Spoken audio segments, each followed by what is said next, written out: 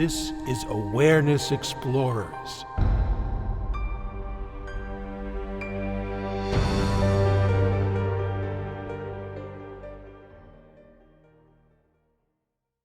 Welcome back, friends and family of Awareness Explorers. It's great to have you because we have a very exciting episode today. I'm Jonathan Robinson. I'm with my co-hosts, BrianTomO'Connor. And we're both excited about having Gareth Duignam here.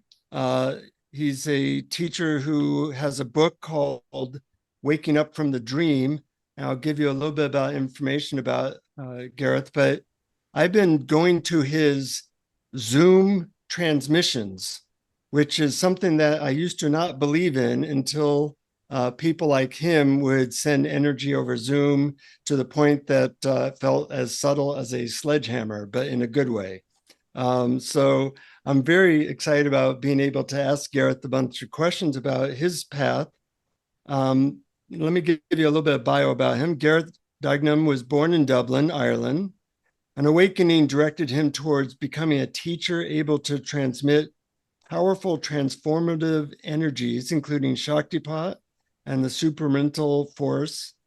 A unique aspect of his teaching style is that he sees himself as a friend, an equal, and a teammate to his students rather than a guru.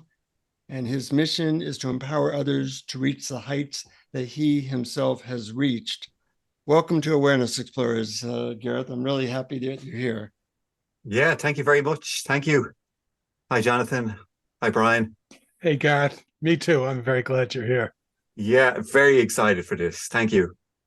Now, just for our listeners, it's good to know that I've explored a fair amount of transmissions in vortex healing and gurus, and I used to not believe that that can be transmitted over Zoom.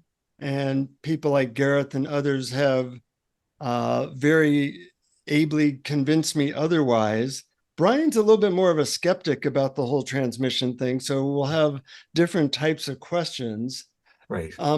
And full disclosure, I've gone to Gareth transmissions, maybe about 5 or 6 of them that he does for free over Zoom on every Tuesday and Friday, which we'll let our listeners know about.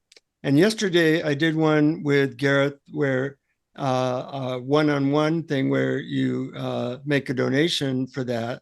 And I must say, Gareth, those 2 transmissions felt totally different. They're not, are you trying to transmit different things when you're doing it one-on-one versus a group? Or what is happening that can make sense to me? Okay, so in a one-on-one, I'm dedicating all of my effort just to you, okay? With a group, there was like the one last night, I think there was 55 people. It's more of a general baseline transmission that goes out to everybody. But when I do a one-to-one, it's almost like the forces or the energies are becoming organized around me, and I'm able to direct them in your system almost to carry out psychic surgery. So I can activate things and open up different chakras so they feel totally different.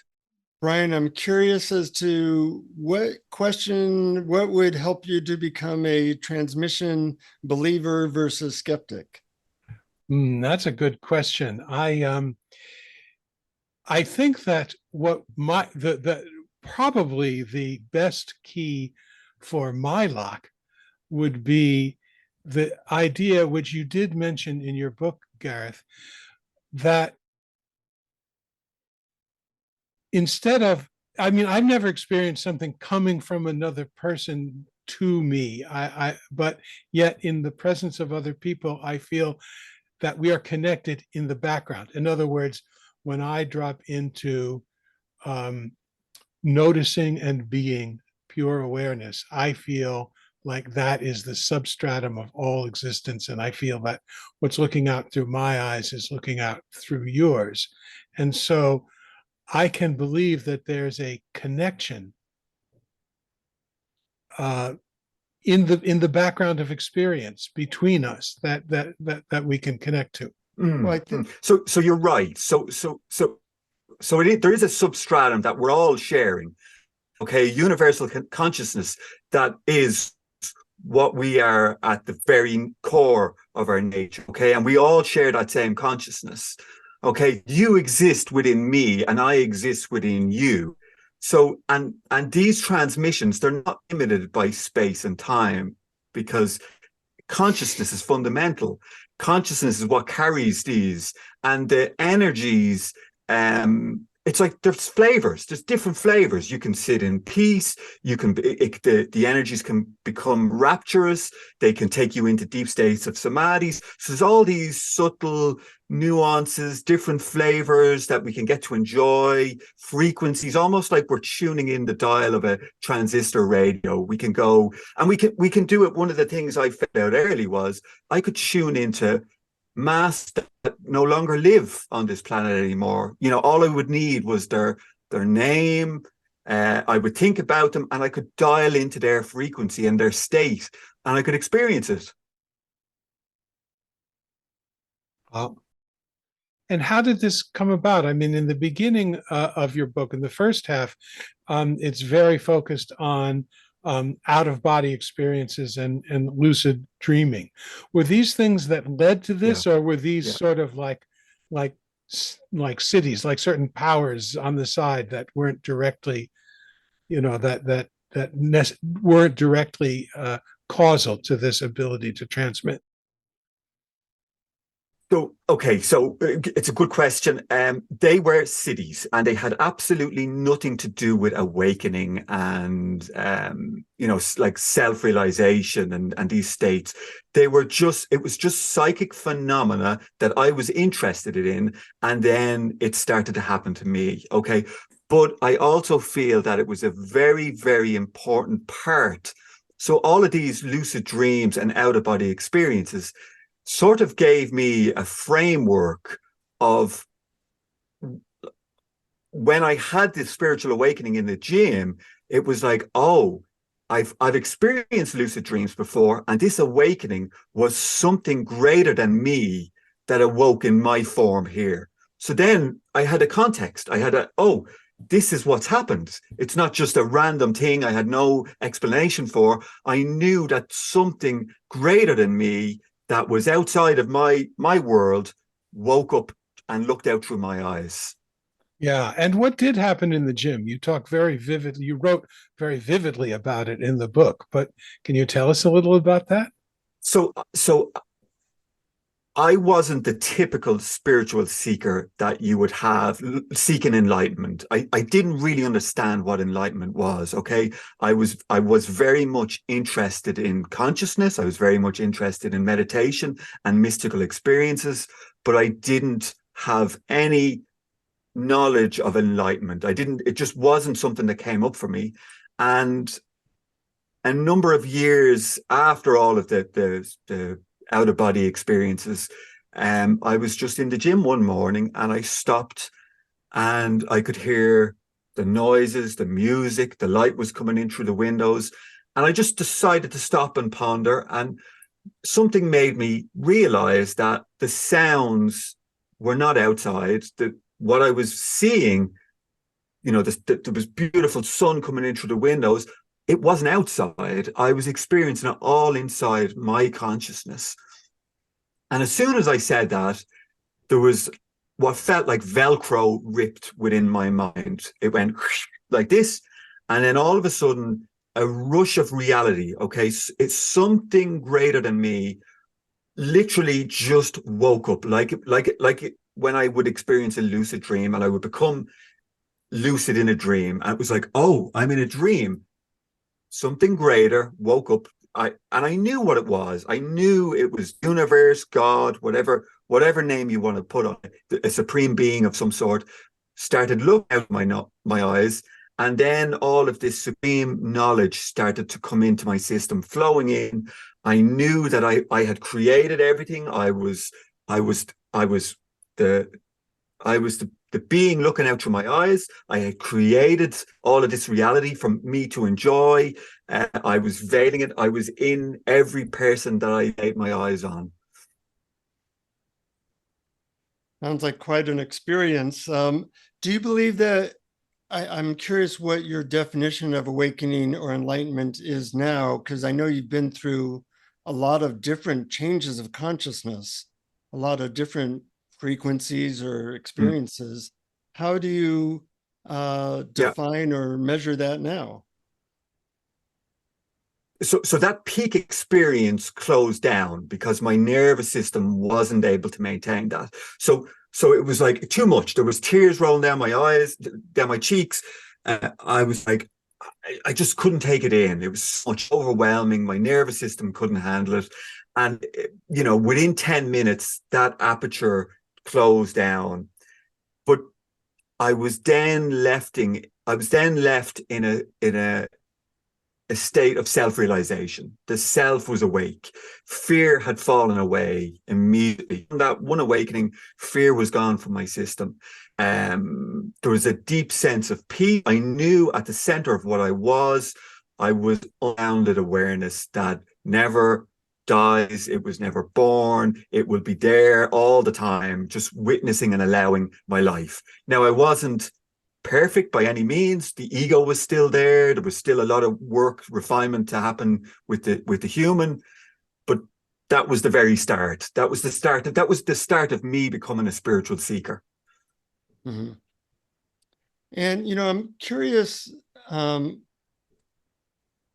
There's different systems of spiritual awakening, from awareness practices to prayer to all the different religions.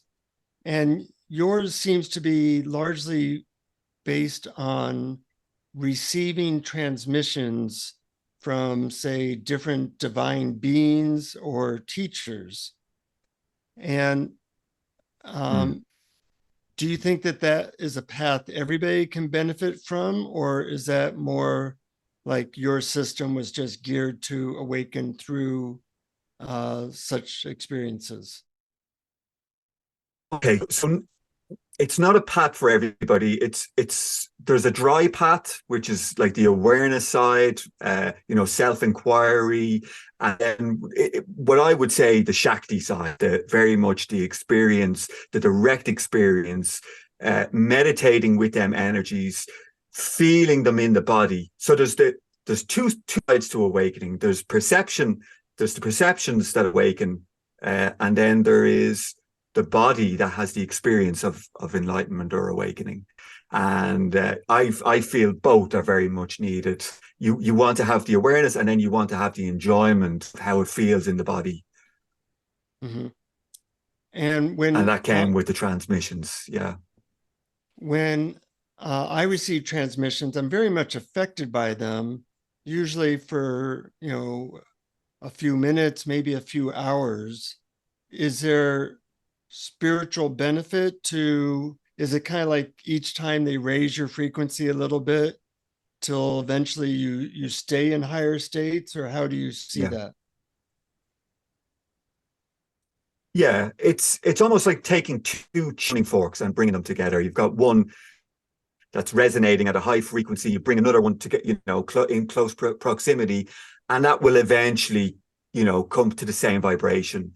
So that's how I experienced it. It was like I discovered that there were certain individuals on the planet that I needed to go to. Intuitively, I just knew. It was like, yes, I would, come across an interview or, an article, and I'd say, okay, I need to go see this being.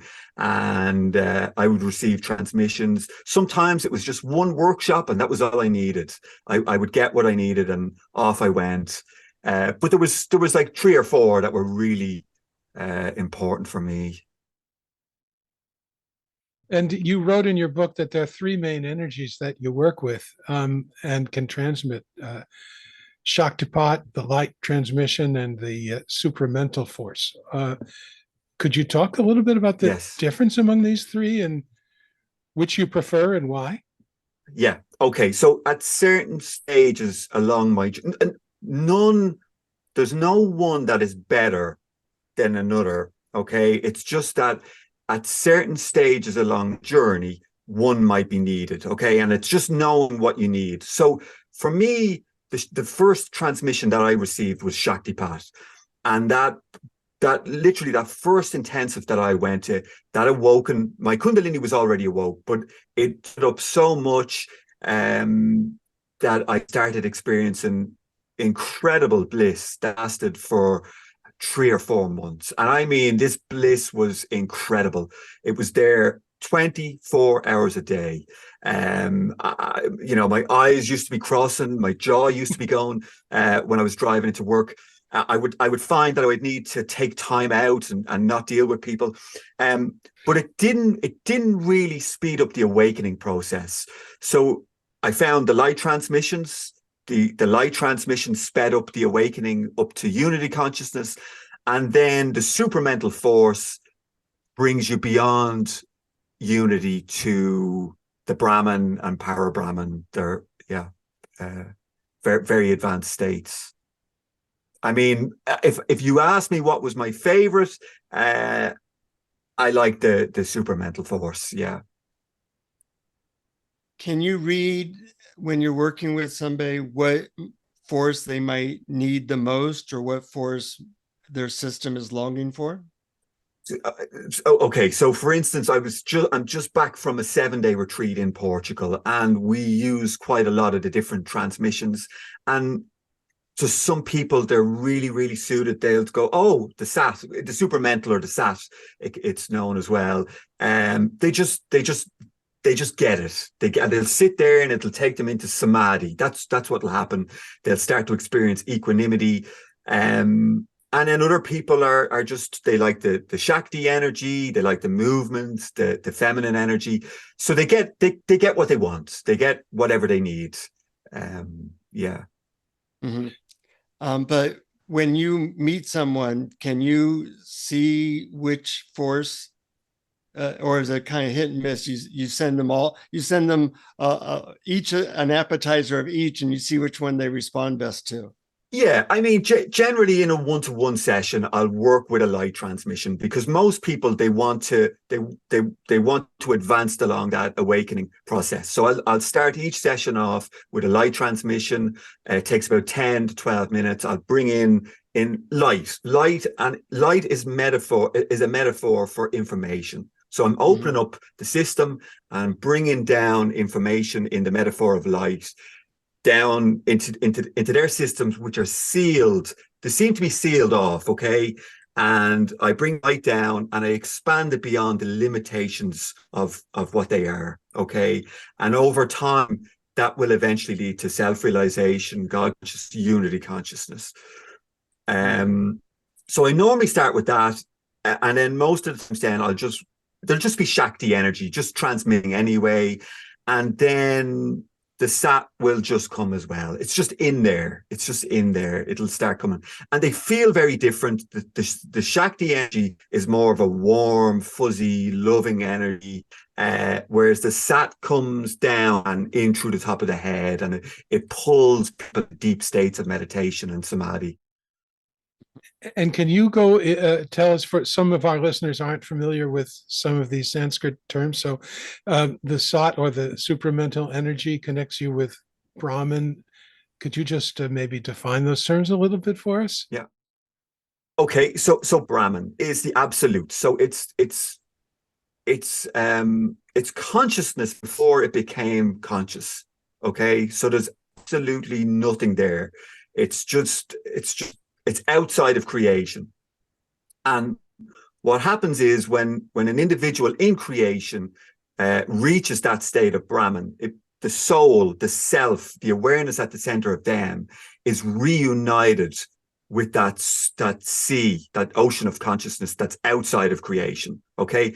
And then what happens is the soul comes back down into creation, and there's a conduit is then created that Brahman, the power of the Brahman, can then enter our world, and it's almost like it's now a dynamic channel for them forces to create positive change on the planet. Beautiful. Thank Yeah. you. Gareth, I was with a spiritual teacher for 26 years whose philosophy and teaching was very much to focus on your obstacles to greater awakening, focusing on your kind of impure motivations to know yourself in exquisite detail as the path to greater consciousness. Yeah. Your system seems to be very different than that. And I've seen people who sometimes have these sudden awakenings or Kundalini awakenings. They have a very expanded experience, but they don't know themselves at all. And they can sometimes do unfortunate things in their behavior. What do you think of all that? I totally agree. So especially men with Kundalini awakenings, one of the first things is, oh, I'm enlightened. I'm the next coming. And I see it all the time, and I have to reel them in. I'm like, no. You have to come back to awareness, being small, being humble. This is just the ego wants to grab hold of these mystical experiences. There's no what's the word? It's like there's no depth to the awakening yet with these mystical experiences. A lot of work on the human has to be done. Yeah. How did you escape that? I do recognize that you have a very humble way of being, despite all these different, God forces landing on your head every day. How have you avoided being caught up in that? I mean, I was shown past lives, and I had 3 very advanced past lives where I was part of an ashram, a life. My level of consciousness was quite high into this life. I had no trauma in my system. When I went through my awakening, I mean, there was some small stuff. There was, as I advanced, there was some small stuff to do with abandonment, some issues with my mother, but it was cleared up really, really fast. I did psychotherapy with a friend of mine. Anything that was there, anything that I could use to advance this awakening, I went after, whether it was Native American sweat lodges, ice baths, I took psilocybin a number of times, journeyed inwards, anything that I could do. If there was something there, I wanted to root it out and find it, and it was holding me back, but there wasn't a lot. Nice. Brian? So during in your book and what you just described, trying all of these different things, there's a sense that you would meditate in the desire of gaining certain wisdom or certain transmission or a certain type of force, and then for a while that would kind of fade, and then you would want to go to the next one and the next one, and there's this series of things. But was there ever a time when you sort of stopped and said, wait a minute, all this desire for a state other than what's happening right now is not really necessary, and just kind of relaxed into what is? I mean, there now, Brian. That seeking energy completely fell away. There's no transmissions. I don't read teachers' books. I don't look at anything. It all fell away at a certain level. But I knew at certain stages I wasn't done. I wasn't cooked yet. I knew there was more, and I just would do whatever I had to do to get fully cooked. Right. And so perhaps people really need to go through that sort of period of desiring before they can drop that actively trying to change their experience. In other words, it's you can't just all of a sudden say, okay, I'm going to drop wanting anything. You have to go through really wanting it for a while before you can. Yeah, I would call it spiritual greed, and there's nothing wrong with it when people are seeking. There needs to be a certain amount of energy to to move towards this. And most of the times it is the ego searching for something. It can't find lasting in career, in relationships, in material, objects and items. So it sees spirituality, and it's like, okay, well, I checked everywhere else. It must be in this spirituality. So that's what happens. It goes first into this spiritual awakening, and then it realizes it's too late. Yeah, I can relate. Yeah. I'm curious, Gareth. You've gone through various awakenings. Do you still feel like a Gareth character, or do you feel like a force of Shakti energy or other energy? What's it like being you nowadays?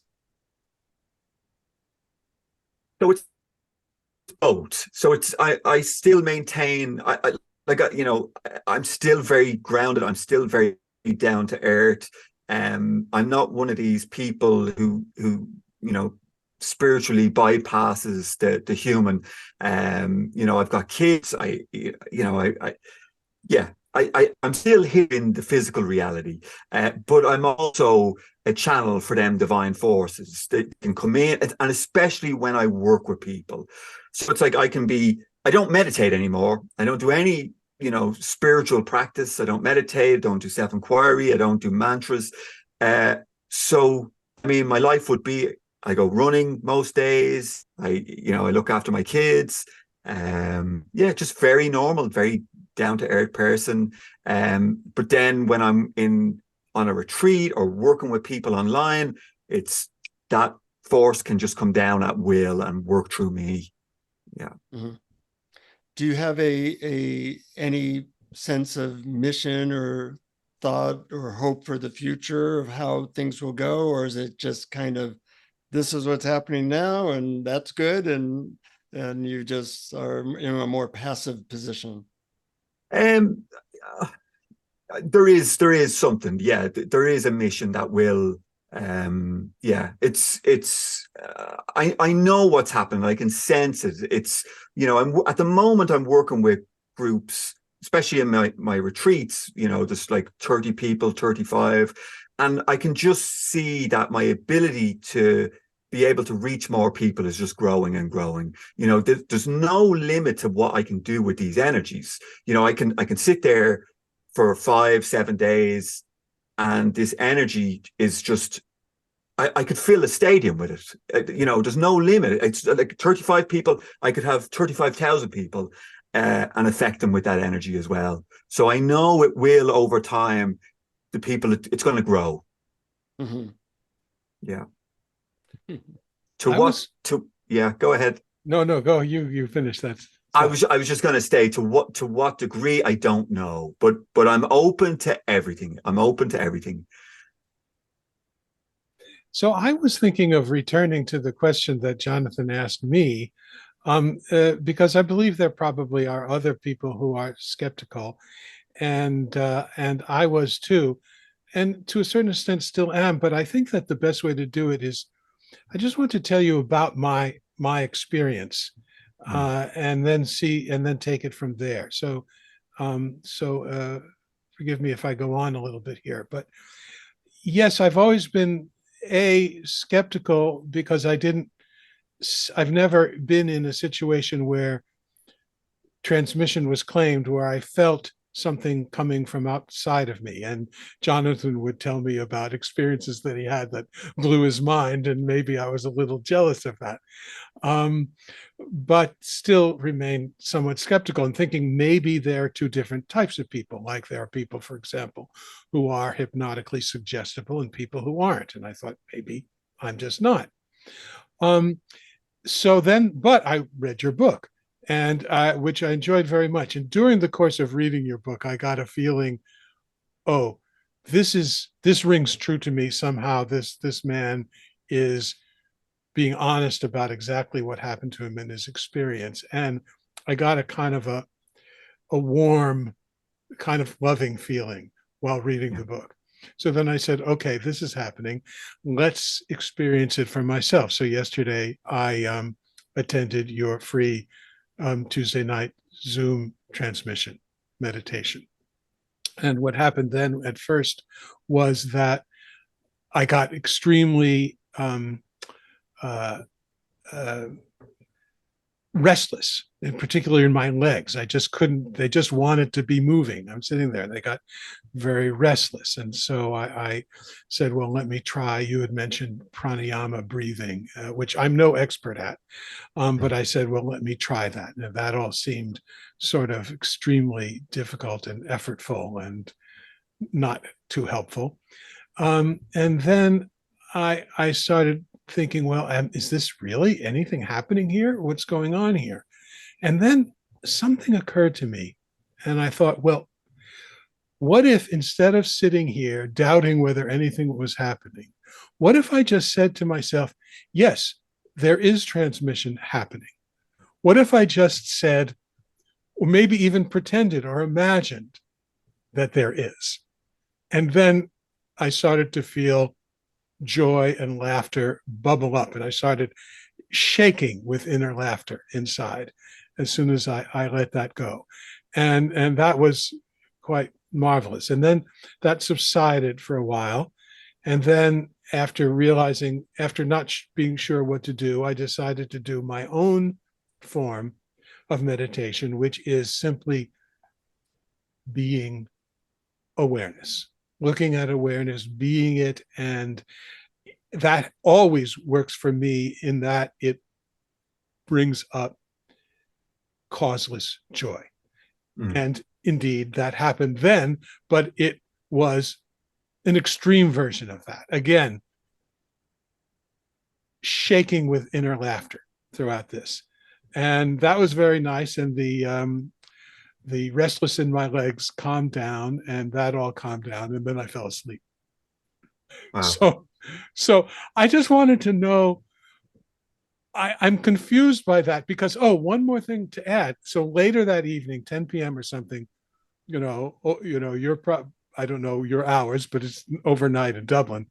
Yeah. I said, well, let me see if I can recreate this. And without a transmission. And I went through the imagining I was getting transmission from Gareth and imagining awareness, and it worked just the same. Yeah. The same bubbling came up. So that left me a little confused, but open-minded. So I was wondering if you could sort of respond to that. Yeah, absolutely. And I am a skeptic. I'm the biggest skeptic you could ever meet.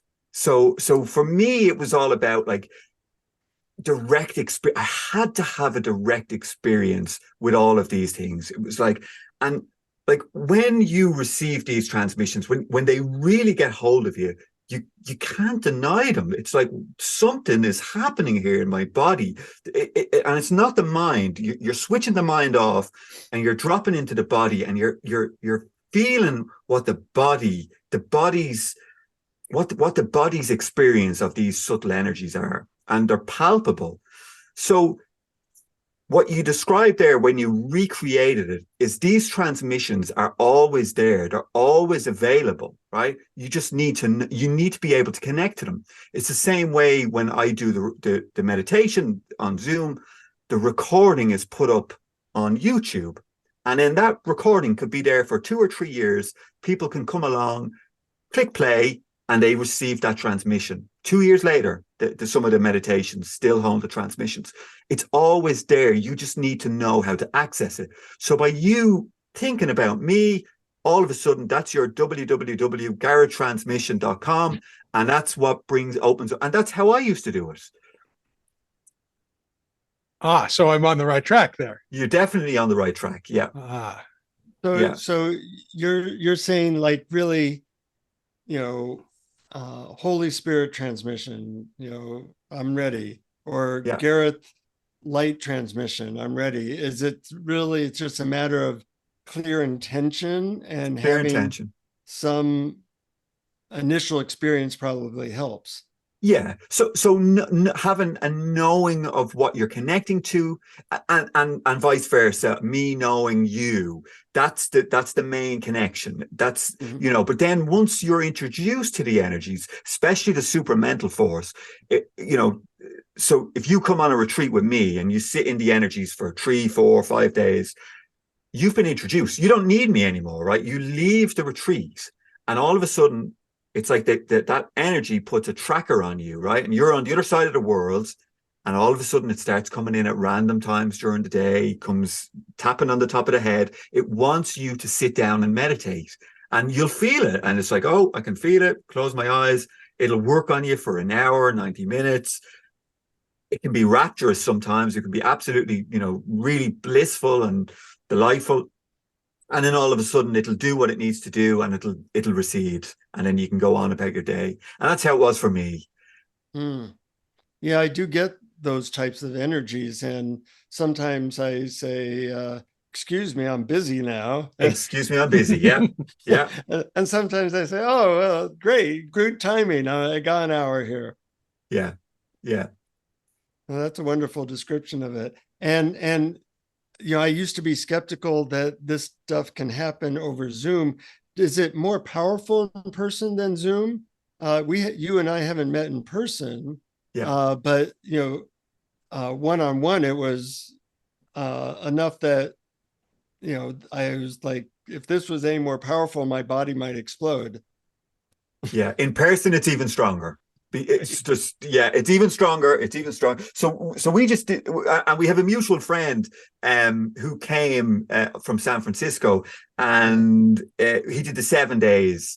And I think we'd like a group of 25 people, and we would start at 8 in the morning, and we would go all the way till 10 o'clock at night. And we did that for 7 days.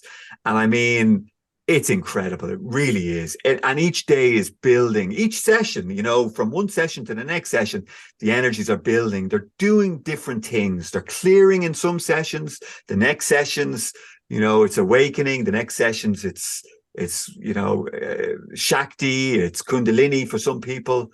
Yeah, so there's a lot of work going on at them. It's exciting, which is why our mutual friend and I would like you to do a retreat in America. So keep that in mind. Yeah, absolutely. I keep getting asked now. Yeah. Anything else, Brian? Well, I think it would also be fun to come to Dublin too.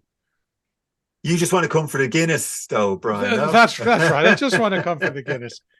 I also make a side trip to Cork, where my ancestors are from, Yeah. or Yeah. half of them. Yeah. But it would I be can tell by the name. Yeah. right. Gareth, from your point of view, why is it that some people are so much more sensitive to these transmissions than others? So, okay, so we're not all on the same level. So we're not all, people's level of consciousness are different. So you have souls that have done multiple thousands of lifetimes. You've got some that have done, somewhere in the middle, and then you've got new souls coming in who aren't advanced. So generally, the people who are attracted to me are serious spiritual seekers who have done thousands of lifetimes. They want to break free from the wheel of karma. They're done. They're ready to move on. And people don't just find me. It's not a mistake. They don't mistakenly come and join my group, and if they do, they don't feel the energies. Their systems just aren't open to them. They still have a lot of work to do. So it's generally advanced spiritual seekers who find their way into my groups. Otherwise, they're just not attracted to me whatsoever. Now, you do these free things on Tuesday and Friday, and we'll give our listeners the information on how to connect with that. And let's say, people like that energy. Is there a way that they can, like what Brian did the other day, they think of you? How do they think of you and open up to that energy again when you're not, quote, transmitting? And is that a useful thing to do? Yes, it is. So what I would say is that it's all about connecting to the energy. It's and opening up to it and letting it's surrender. It's a path of surrender. Okay. Right. It's your some people it's the path of yoga where it's all self-will. I have to do self-inquiry, I have to root out fears. This is the path of surrender and devotion. And you're opening up, you're saying, I can't do this, and I surrender to something greater than me. Okay. And it's nothing to do with me as a person. You're not surrendering to me, Gareth, the person. You're surrendering to them energies. Okay. And the energies are coming down and they're doing the work in your system. But you have to get surrender on the being level, not on the intellectual level. Okay. You can't think about, oh, I think I'm surrendering. You have to really open up and like open every cell of your body to the forces. And people can connect. I would say the easiest way to connect is just through one of my videos. Just go onto YouTube, one of my meditations. That's the easiest way to make a connection. After a while, after maybe a couple of weeks, a month or two, you could just like I get lots of times people report to me. They'll say, I'm driving down the freeway at 3 p.m. I've got energy coming in, and then I realize that it's your time in Dublin, you're doing your Zoom meditations, and without them being connected to the Zoom meeting, the energies are then going to them because of the connection. I got to be careful what I put on my schedule at 1 o'clock Pacific time on Tuesdays, in case I get zapped. Yeah. Anything else you're curious about, Brian? No, these were a lot. I mean, yes, there are many, many things, but I think that really to get into the weeds, just read Waking Up from the Dream. And because I think that there were so many levels and so many, for instance, you talked about going from self-realization through God consciousness, through unity consciousness, through Sahaja Samadhi, and finally Brahman as the individual, that the stages that an individual goes through. Yeah. I don't know if we have time to go into each one of them by detail, but if we had a couple hours, it would be great. But sometimes I got confused as to what the distinction was among all of those. Yeah. Yes. Do you want me to describe them briefly? Sure, that'd be great. Okay. So most people on the planet, okay, they identify as the body, the mind, the ego. They are a separate entity from everyone else. Okay, ignorance. We would call that ignorance. It's not the nicest of words, but that's what it is. It's ignorance. At a certain stage, the soul, it goes through multiple lifetimes, realizes that it can't find any sort of lasting happiness or peace in the outside world. Okay, and that's it's basically what happens is dejection. The soul goes into dejection and it sends out a call, and the call comes in the form of the guru, of the scriptures. Different books might arrive to help the spiritual seeker. Okay. For me, I think it was Eckhart Tolle. All of a sudden, I discovered that there was a practice in the power of now. I'd never stopped to think about being in the present moment. And that's what all of a sudden I started to become aware that, there was gaps in between the thoughts. There was stillness, there was peace, there was witnessing. And all of a sudden you're coming out of ignorance and you're moving into the state of the witness. You realize there's something at the center of what you are that is the witness to your world. While you're typing on the keyboard, it's watching, it's listening to your thoughts. It's always there. It's not yet self-realization. In self-realization, the witness almost stops witnessing and it turns around, pivots, and it witnesses itself. And it realizes, hang on, there's more going on in there than there is out here. And it realizes that it's unbounded. It was never born, it never dies, it's eternal. It's the eternal witness to everything. It's like it finds the bathroom cord, the light, pulls it, the lights come on, it knows what it is. So that's self-realization. That happens in a snap, and it's irreversible. Once it happens, it happens. It's quite a simple state. I mean, it's. I won't say it's an easy state to attain, but when it happens, it's like, wow, how did I miss this? This has been here all along. Somehow, I just wasn't able to feel it or sense it. The second phase is when that awareness that's awake starts to look out through your eyes, and it starts to say, well, okay, if I'm the eternal self inside, I must be what's on the outside. And this is sort of like an opening and a closing. And for me, it used to happen when I'd go for a walk in nature. All of a sudden, it was like an aperture would open up, and I would see myself in this, the sun, the trees, everything looked vibrant and new and fresh. And it was really beautiful. A lot of love, the heart opens. And that's what they call as God consciousness. The next phase is unity consciousness.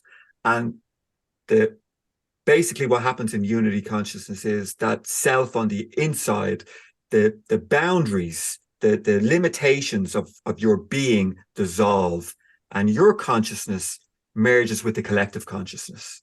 So you have a sense of being home, no matter where you are. You sort of merge out into your surroundings. If everything feels panoramic, it's like, wow. It sounds really mystical, but when it happens, it's like, wow. It's like, before I would have a sense that I need to get home and be sat on my sofa to be home. But now it doesn't matter where I am.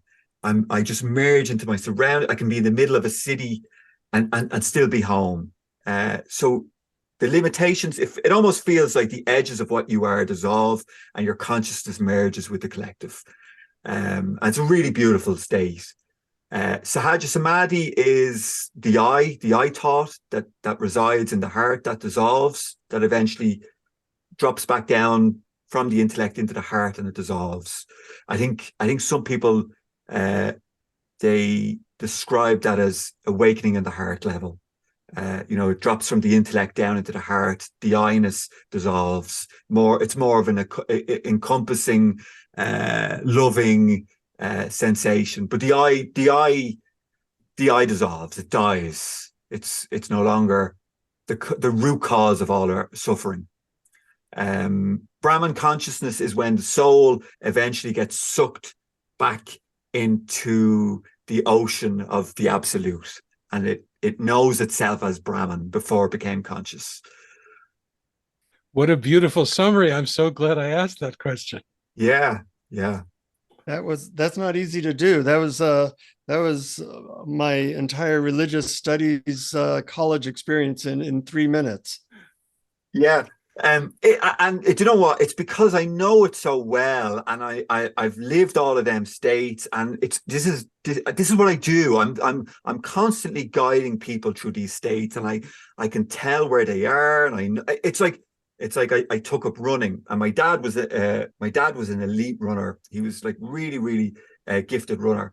And all of a sudden I was calling him up, and he was saying, no, you need to slow down here or speed up this part. And he was able to guide me. And that's what I'm doing. I've walked that path, and I'm able to say, well, look, just up above, there's a couple of road bumps. You need to just, and that's what I'm doing. That's what I'm doing with people. I'm guiding them through them different states. I'm helping them navigate the different stages of awakening. Yeah.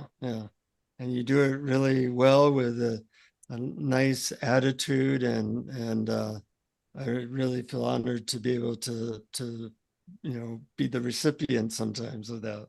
Yeah, I do it with humor, and I do it, because I don't see myself above anyone or lower than anyone. We're all the same. We're all here to awaken, and if I can help people, that's what I want to do. If people want to learn more about you or become aware of these meditations you do, what's the best way of doing that?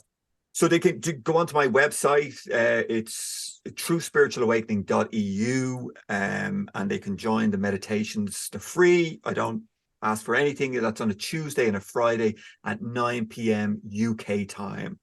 They can also get my book on Amazon, Waking Up for the Dream. And I just released the audiobook version. So that's out there as well now on some of the platforms. That was a lot of Eh, fun. And that contains a transmission. Ah, Right. Yeah. included in the Yeah. retail price. Yeah. Great. That's great. And I hear that you're going to, for our listeners, transmit energy now, and that's there'll be silence. You don't talk during your transmissions, but people can tap into the energy field even in the recording. Is that correct? Absolutely. Yeah. So there's no space and time with regards to these energies. The recording is it's like the connection. So basically all they have to do is close their eyes, go inwards, and put their attention on the body, how the body is feeling, be as receptive as possible, and just see what happens for the 10 minutes. That sounds great. Let's do it. Okay. So we'll just close our eyes for 10 minutes or so.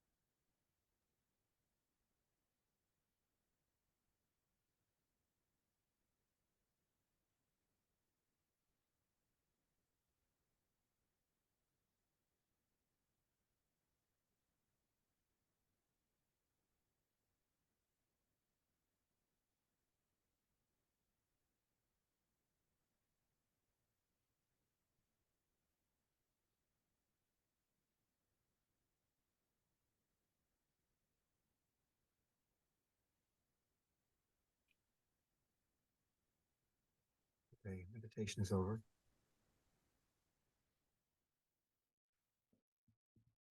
Thank you. Had the weird experience of going deep into something and then not knowing how long I'd been there, checking, oh, that's been about 10 minutes.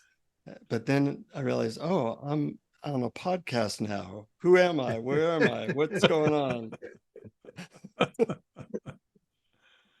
Brilliant. Fortunately, we've done enough of these, and we can sort of relax and not worry as much. Yeah. Anyway, Yeah. thank you so much Yeah. for that. No problem. No problem. My pleasure. And And yeah, so that will be held in this recording in the audio, in the video for months, years. Viewers, 5 years down the line can still connect to that. It's the incredible. Lord works in mysterious ways, as we are all learning. Yeah.